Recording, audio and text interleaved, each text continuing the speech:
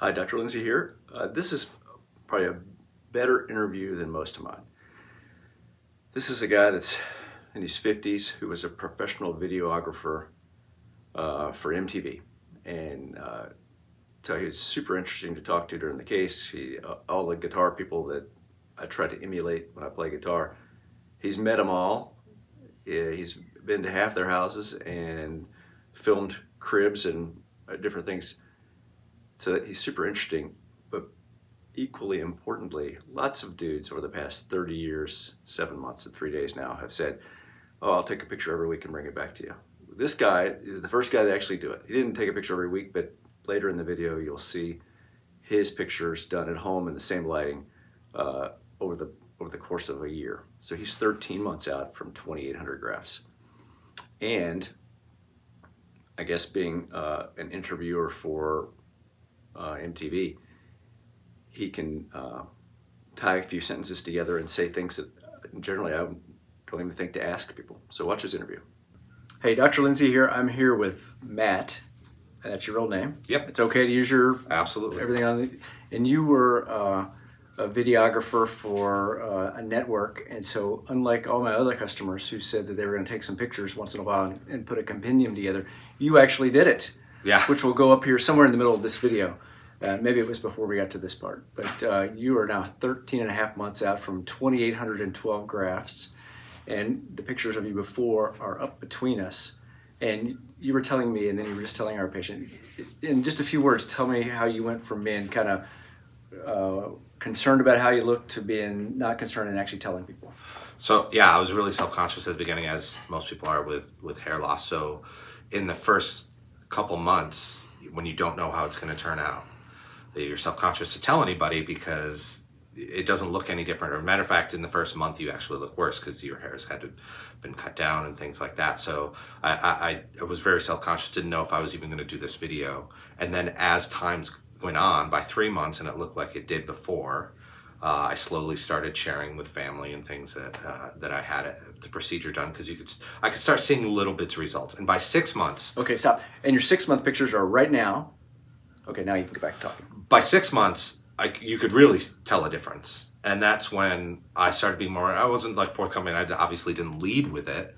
But if I ever saw or coming up somebody, self-conscious about their own hair or whatever, I would be like, do you want to talk to my hair guy? Like, it's one of those things where it became more comfortable doing it I've shared with coworkers, started sharing with, and again, if it came up in conversation, it wasn't something that I just was, bragging about to everybody. And then by 9 or 10 months, it was, I have a friend who's a doctor and he has a receding hairline, and he was asking me about the whole process. And the biggest challenge for him is he goes into an office every day, he can't wear a hat or whatever.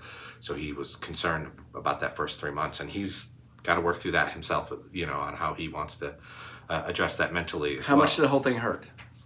So I would say getting a filling in your tooth drilled is more discomfort than this was.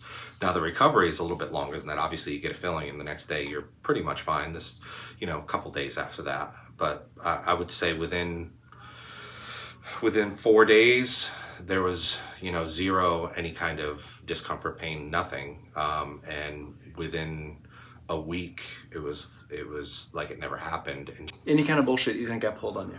No, it's exactly what you said. From the first consultation, you said you're going to look absolutely normal and fine from the front. Yeah, I think you look unremarkable. In fact, we were bend over just slightly, and so obviously we stopped right there, and you can tilt back up. And so generally, when we talk about a second case, and you don't know whether you're going to do a second case, but I tell everybody, we're going to add 300 more hairs to your hairline and put the rest in the back. Your hairline looks perfect. Yeah.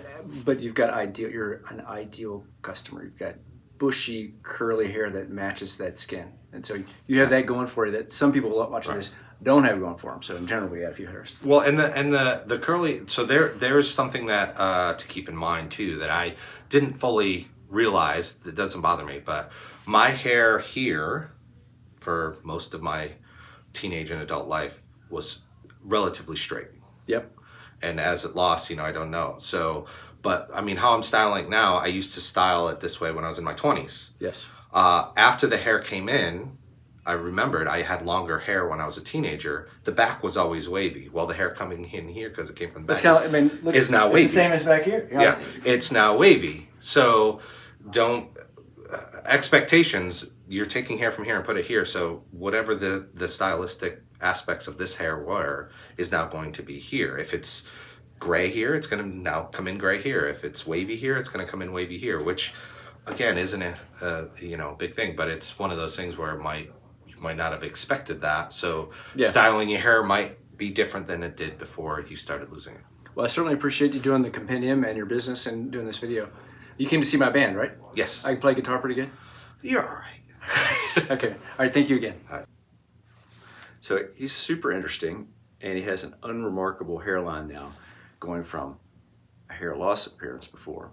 I suspect at some point we'll do a second case, because you can see in his pictures, as he documents here, where we started and where we finished. And I made kind of a gentle curve at the end of that first case, because a lot of dudes in their 30s will definitely do a second case, and a lot of dudes in their late 60s won't do a second case.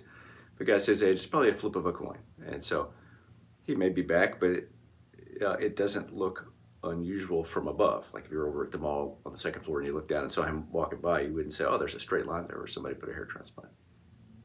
Back to his picture that he said, you can see where we started, and then just as he describes in the video, for the first 2 months or so, you typically look a little bit worse, particularly if you have some hair and we shave it, and it's a little pink. And usually it's about 2 months and a week when people say they don't feel like they look any different than they did before. He says it's about 3 months. Then you can see the 6-month picture, and then you can see it as it progresses all the way up to a little over a year. Pretty typical experience. There's some fast growers and some slow growers. On average, it starts growing around 4.5 months, and on average, the final result's 13.5 months. It seems like this year we've had a run of people that are particularly non-smokers looking significantly better than expected at about 6 months, and then not growing a whole lot more through 9 or 10 months, and then catching up and being maybe 50 or 60% better than their 6-month picture at 13 months. And in the few smokers we've done, it seems like it's delayed. We have people that at 6 months look like they're just starting to grow, and by 13 months they look about 80%, 85% as good as the non-smokers. And some of them come back and they catch up, and some of them don't catch up. So again, another argument for not smoking if you're going to do a hair transplant with me or anyone else. So I think he is very eloquent in the way he talked. His experience is pretty typical.